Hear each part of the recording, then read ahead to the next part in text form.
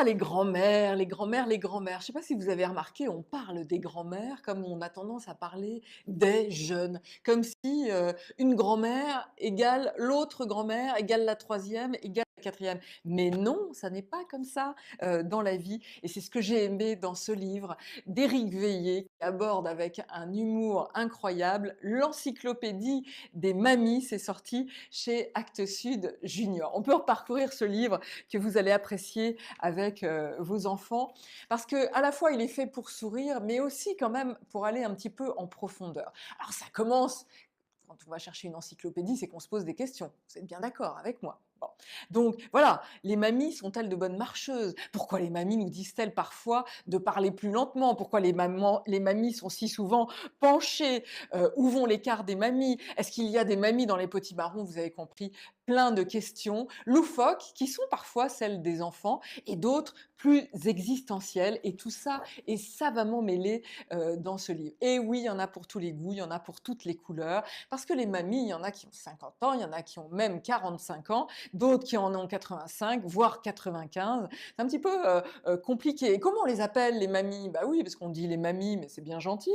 Moi, chez moi, on disait grand-maman, on disait mémé, on disait mémère, on disait maminette, maminou, enfin bon, voilà. Et à chaque enfant, évidemment, de compléter par ses propres vécus.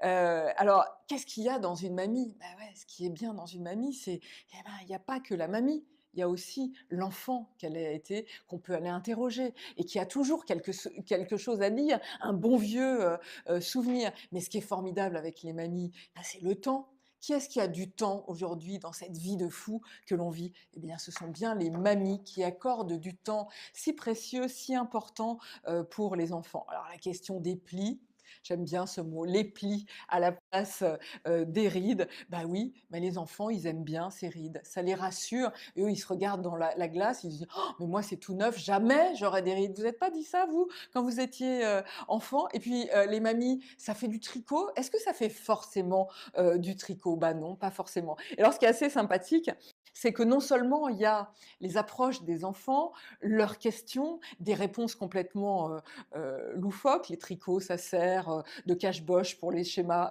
les chameaux qui sont honteux. Ça sert aussi de réchauffe-queue pour les chats qui sont frileux. Donc vous voyez, il y a de quoi rire dans ce livre. Et vous avez toujours, dans les doubles pages, un chat un peu philosophe qui a des maximes un petit peu sibyllines.